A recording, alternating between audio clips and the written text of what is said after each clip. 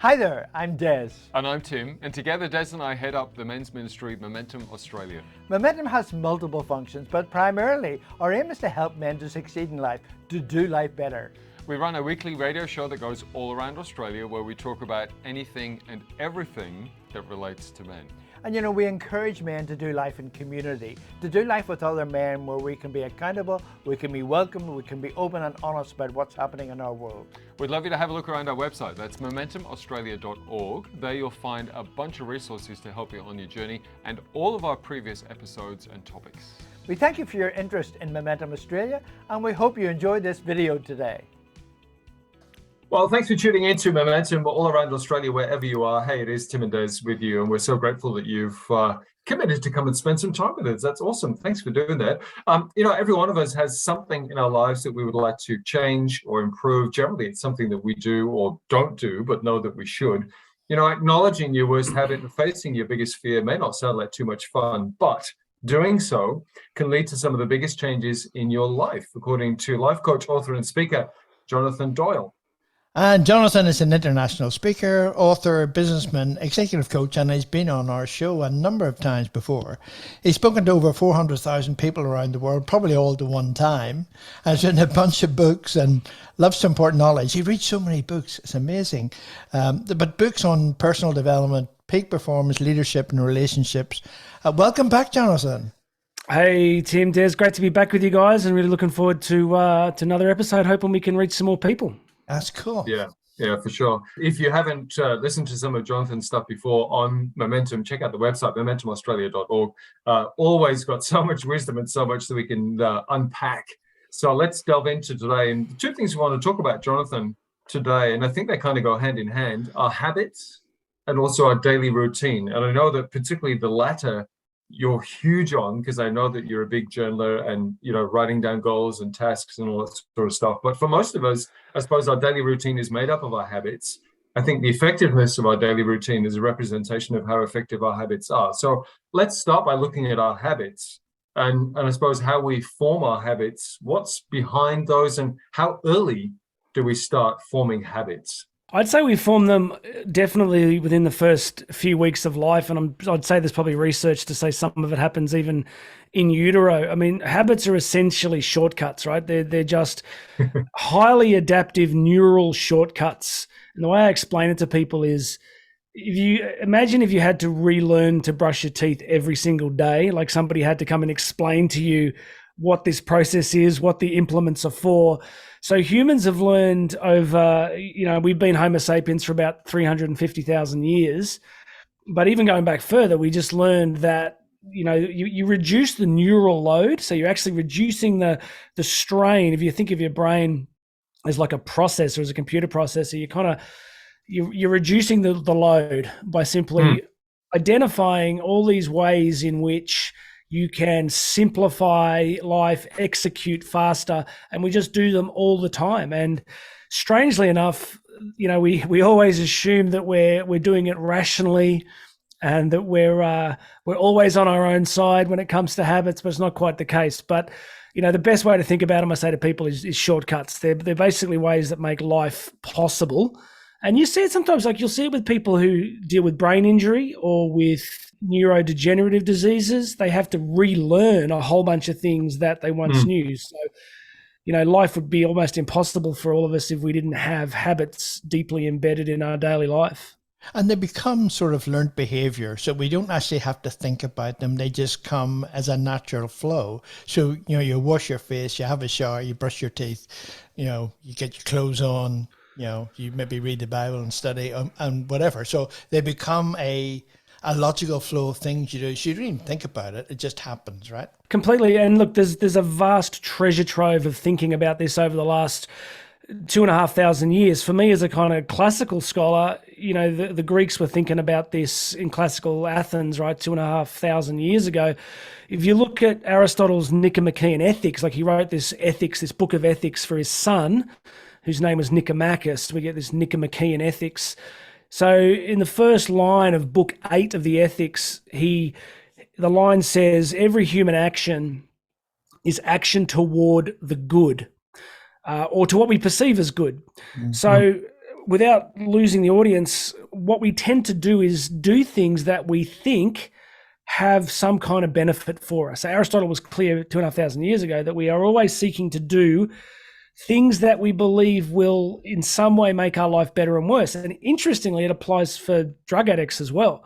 Like if someone's on abusing meth or any other drug, it's because they have some level of belief that this thing's going to make their life slightly better, even if it's not rational. So, and again, Freud, tried to cut the world in half by saying that there's only two motivations in human existence. I don't think he's right, but he's been incredibly influential, which was that all human existence boils down to the pursuit of pleasure or the avoidance of pain. So why do you wash your face and have a shower? Where you could say, you could express it positively by saying, well, I like being warm, I like being clean, I like it helps with my career, or you could say, well, I want to avoid, looking terrible and offending people. So it's the same outcome, but different motivations. So we do things that we think are going to improve our life, even if, and sometimes we're right. And as we all know, if you live long enough, sometimes you're wrong.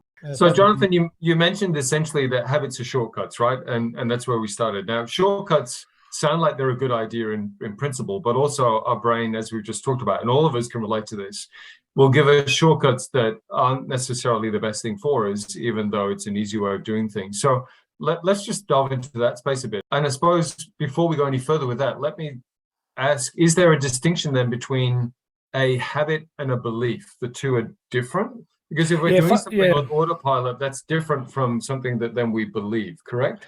I think in the technical language, you could argue that there's what we would call a compenetration, like there's an interrelation between them.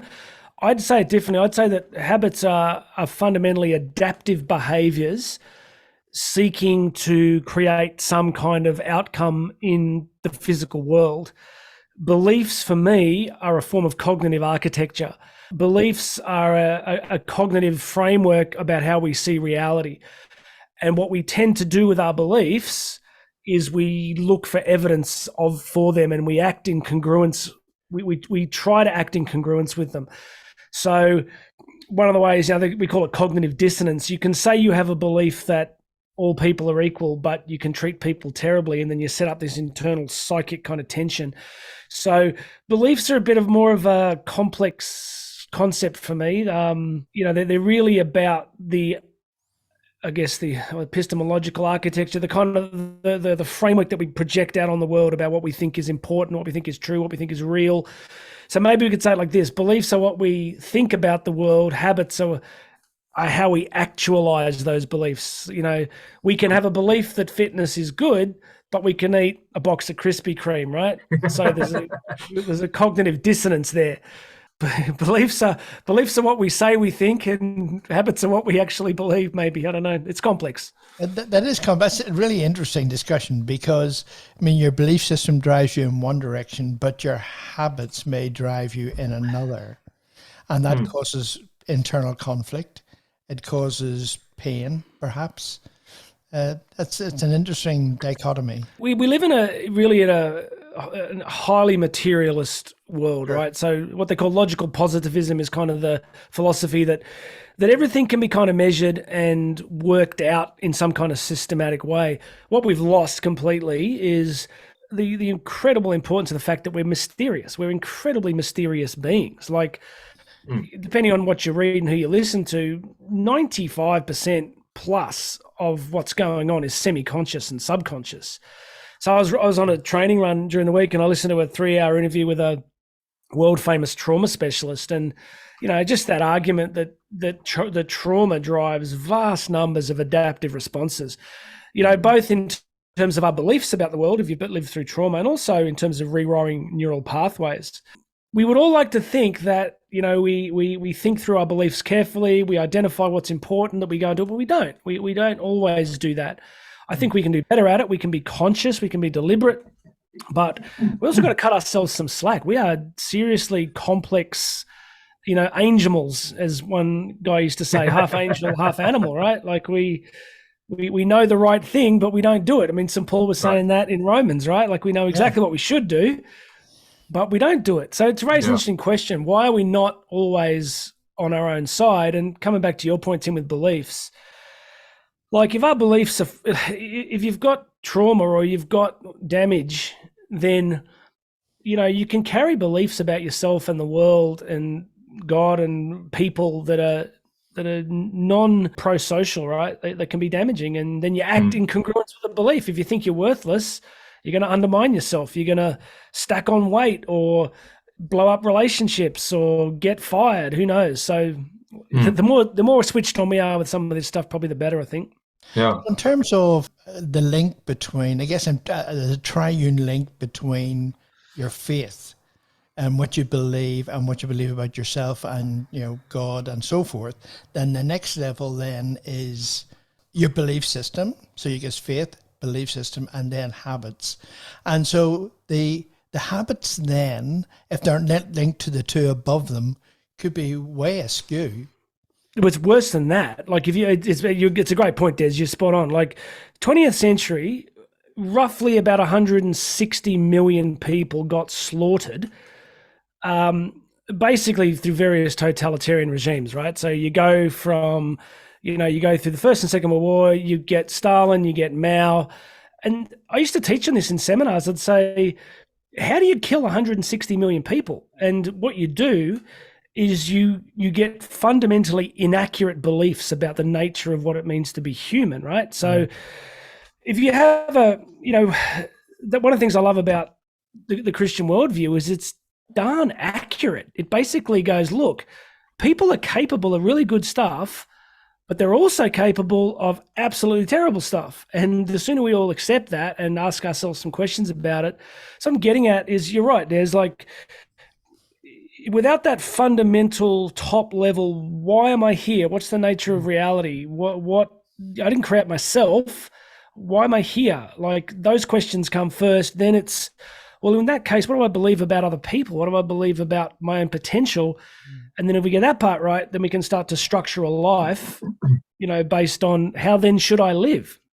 And how should I live based on the nature of reality? Because, you look at Marx, like Marx's fundamental proposition was kind of that all of life was class struggle and that, people are kind of good, they're just crushed and they just need to be reorganized in a different way. He was just wrong. He was just fundamentally wrong. And so don't get me started on cultural Marxism. I'm going to stop right there. But you just got to get this stuff right. And we're living through it now. Our whole world's living through these, what we think are social, economic, political issues are issues about what it means to be human and how we see reality itself. Jonathan, you mentioned a little while back about, the truth is that we form habits at a young age. A lot of it, a lot of us, is subconscious, right?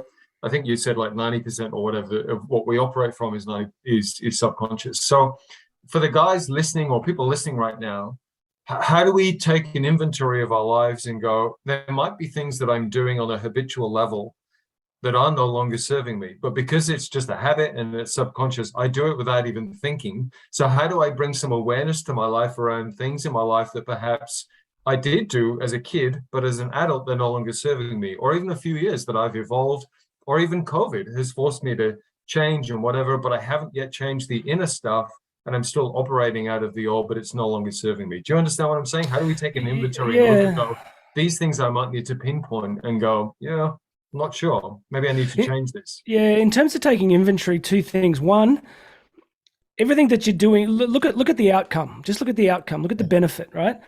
If you're doing something that's increasing joy, love, peace, connection, success, health, well-being, just do more of that, right? Just keep doing that. Keep doing more of it until you're doing so much of it, it becomes a problem, and then stop doing so much of it.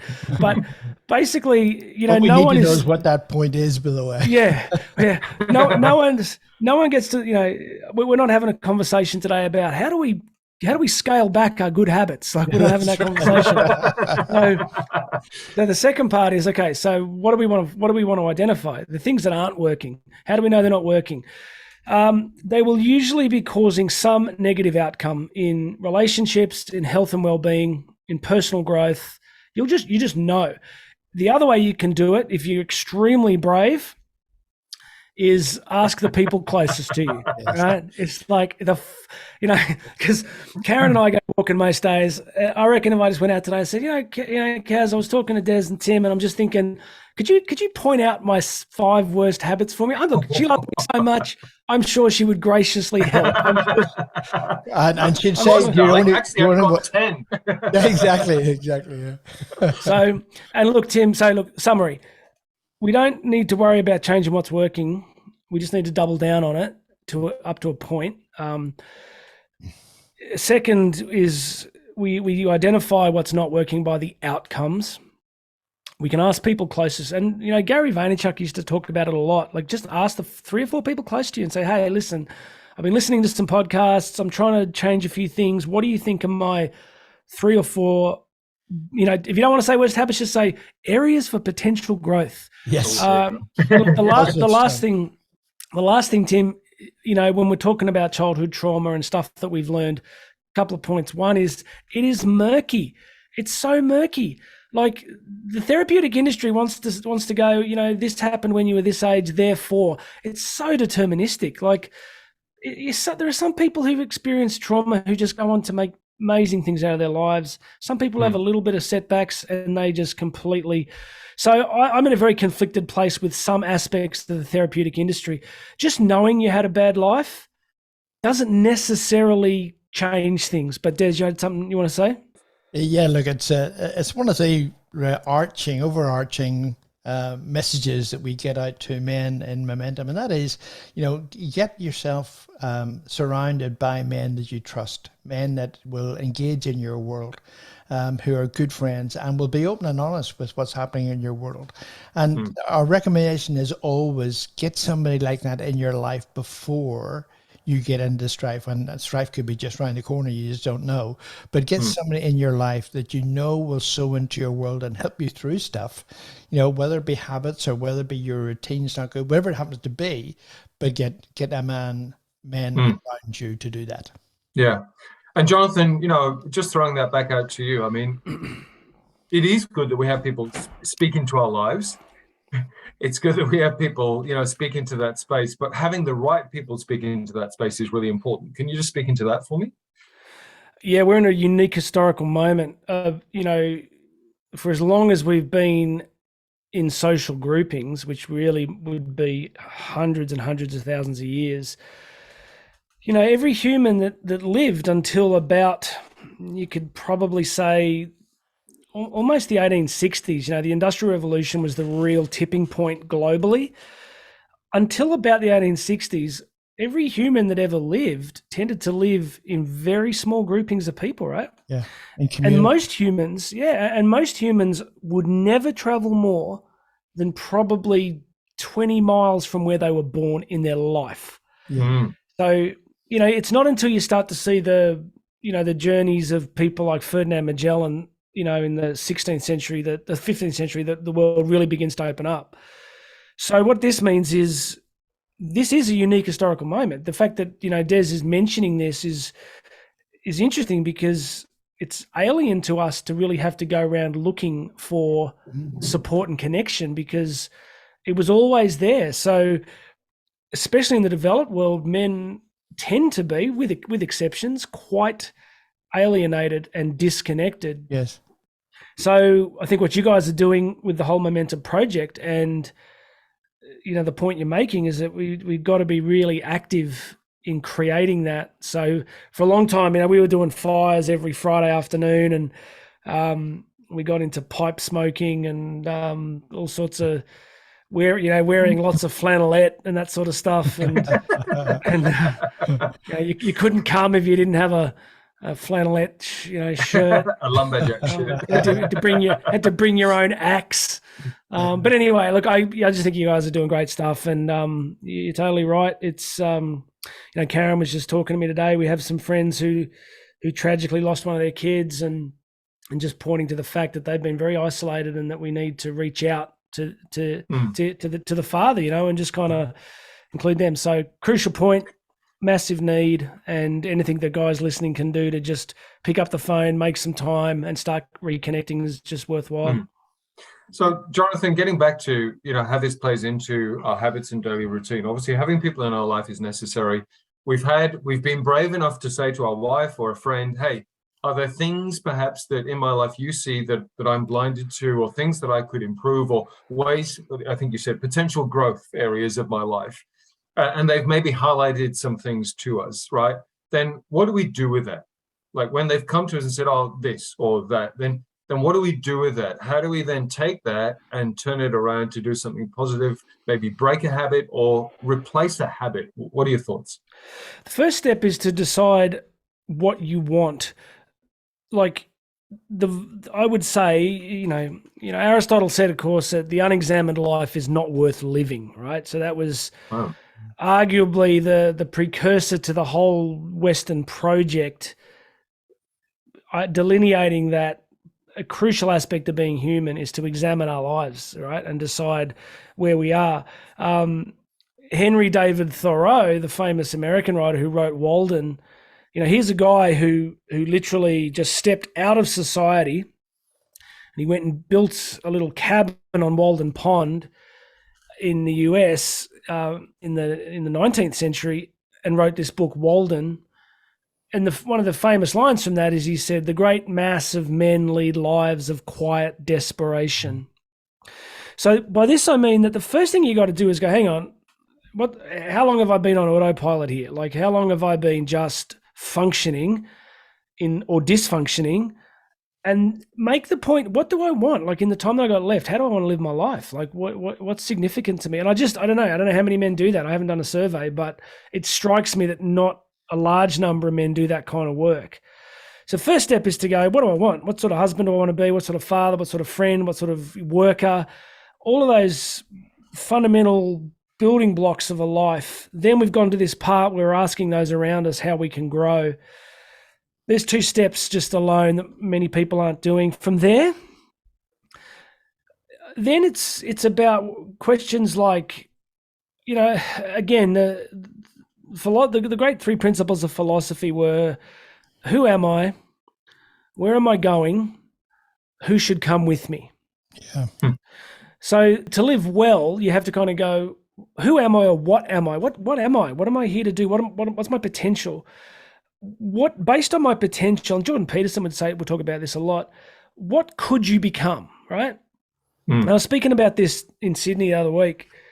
Like, what is possible in this life, right? Like, how compassionate could you become? How artistic could you become? How gentle, or how courageous, or how intelligent? Like, so to be human is to be potential. We could become a lot of things, right? So we identify what we want to become, what's important to us. And then we begin to, St. Augustine said this, in the 4th century, he said, I must organize my day for the good of my soul, right? So time is the finite resource. So once we begin to think about the life that we want, then we have to look at resource allocation, and the ultimate resource is time. So if you want to spend 10 hours of your weekend watching Netflix, well, that's on you, right? Like, and you can say, oh, I'm tired and I had a big week. Fine. Recreation is a thing. I'm not sure Netflix binges are the definition of recreation, but Tim, a long-winded answer to your question as always, but we decide who we are and what we can become, what we want from this life. We ask the people around us where the growth points might be. And then we begin to structure our days in ways that are congruent with what we say is important, which takes us back to that earlier point, the relationship between beliefs and habits. Yeah. And so from a spiritual point of view, examining where your faith is, what God wants for you, alongside you wanting to be a better person and do all the things you've just described, that is a journey, isn't it? Best I can tell, God wants 2 things. And I would used to say just one. And I said this to an audience in Sydney a few weeks ago with 500 people. And I said, what do you think? And I know we've got all sorts of different people listening, people of different faith backgrounds and experiences, but however you conceptualize God at the moment, well, at least I guess from the Christian perspective, what do you think God is up to in cosmic history? Like, what do you think the whole big thing is? Like, what's it all about? Like, it's not just about creation. It's not like God just went, hey, I'm bored, let's make a cosmos. It's like, like, because God's God. It's like there's nothing to God to do that. It's just like, here it goes. So what's going on? And what the theologians will tend to say is that the fundamental thing that God is up to is redemption, is healing, is fixing broken things and restoring broken things. That's it. Because if that's not true, then the incarnation, Jesus, none of it makes any sense. So That's right. the first point is that. The second point is, like any good parent, what a good parent desires is that all the potential in their child comes into reality over time, that they live in a way that is rich and full and good in the classical sense of good. So I think God looks at us and basically goes, I want your flourishing. I want you to grow. I want you to develop. I want you to be happy and bless people and not be racked with addictions and not. So that's why the spiritual dimension is so crucial. And for anyone listening that's like, oh, here we go with the spiritual stuff, let's be clear. The data is unequivocal. The world is rapidly becoming more religious. It just is. Like we live in this little Western bubble of the developed world, and it's materialist and stuff, but it's not the rest of the planet. So these spiritual questions are just central to the planet, right? Yeah. So Jonathan, you mentioned using our time wisely, essentially, putting it in a short sentence, and structuring our day to get the best out of our day and our time. So let's talk about that, because I know for you, and we've talked a bit about this in other shows and other times we've spoken, but your daily routine. So let's talk about the daily routine, right? We've identified habits and we want to use our time wisely and blah, blah, blah, blah, blah. Some people have a daily routine. Some people just kind of, hey, it's as the day unfolds, whatever. So let's look at some practical things that people listening can do to start, I suppose, getting the best out of their day. What does that look like? Okay, step one is to avoid comparison, right? So what one person's routine is going to look like and what they can reasonably do given their state of life, where they are in their particular stage of life, is going to be different. So you spend a week with me, you'll probably walk away going, he is utterly unhinged, right? if I spend a week with Cam Haines is this world famous bow hunter and he's fascinating. I read his book recently and I read his book. I was like, you can't be serious. Like, this guy has like 4 kids, full-time 9-to-5 job, gets up at 2 a.m. to run a marathon before he goes to work. Like, so it's totally relative, right? So Wow. Routines and what people are doing is relative. You just got to do you. You've got to go, okay, where am I at? What's my baseline? Well, so you can do more productive, useful things. Why would you want to do that? Because if you do that, you'll feel better about yourself. Why is that important? Then you'll be in a better place with other people and you'll bring more light and contribution and energy and potentiality into the world. So these routines matter. We're just extremely habitual creatures. Come back again to that evolutionary biology model. As a species, we learned really early that we need to do pretty much the same things every day. We need to wake up. We need to start a fire. We need to go and find something to eat. We need to make sure no tribe has crept 500 meters closer to us than they were. So it's in our DNA to do habitual, structured things. We are also living in a culture that is radically inimical to most of what we're talking about. It is a culture that is highly based on breaking us down into atomized consumerist units. So the more pleasure, the more consumption, the more distraction, the better. The more distracted we are, the more we're able to be directed and ruled. The more we are based on comfort, the more we consume. So breaking out of it's literally like the Matrix. It's like waking up, going, hang on, what am I going to do? What can I do? So if we were talking about off air, like, I want to stay on the routines, but I've got this 255 kilometer race coming up in 6 weeks, and I was thinking about pulling out. I was like, because I'm wrecked from the training and I'm carrying some injuries. It's 255 kilometer race with 5,000 meters of climbing, but I'm driving my son the other day. He's 13 and he's in the back seat with his friend, and somehow he said, oh, my dad's doing this 255k race. And I'm like, oh no. I'm like, because I just felt that I couldn't turn around and say, oh mate, dad's not doing it. Now what I mean like this, what I'm doing here is, I'm not saying I'm trying to be compulsive or I'm being silly about it. I'm just like going, people are watching. Like, if you got kids, people are watching. My dad, he's been dead a long time, God bless him, but he struggled with morbid obesity his entire life. He didn't have a morning routine. He didn't exercise. He didn't do any of this stuff because he was dealing with trauma. He never recovered from it. So in many ways, my life, my routines are a reaction to that, but they're a conscious reaction. They're a deliberate reaction. They're not like I'm in denial. So Tim, we've got this finite resource, and one day the clock's going to stop. And we don't want to be anxious about that. We don't want to have an anxious life going, I've got to do more and more and more and more. No, it's just like, how can you live so that it's awesome and that it blesses people, and you leave a legacy that are people like, that was wow, like that was a life well lived. There's a great quote worth looking up. You should put on the show notes from Hunter S. Thompson, who talks about, getting to the end of life, and it's just great. He's like, he said he kind of wants to slide in sideways to heaven, completely wrecked and destroyed. And he basically did that. If you know Hunter S. Thompson, that's how he lived. But he kind of was saying, look, if we're going to die, let's just make sure we wear this body out. Let's get the most out of stuff and really bless people. I just want to quickly finish with another quote, and I think you've mentioned this on your daily podcast, Jonathan, from Pastor Craig Rochelle. You can have excuses or progress, but you can't have both.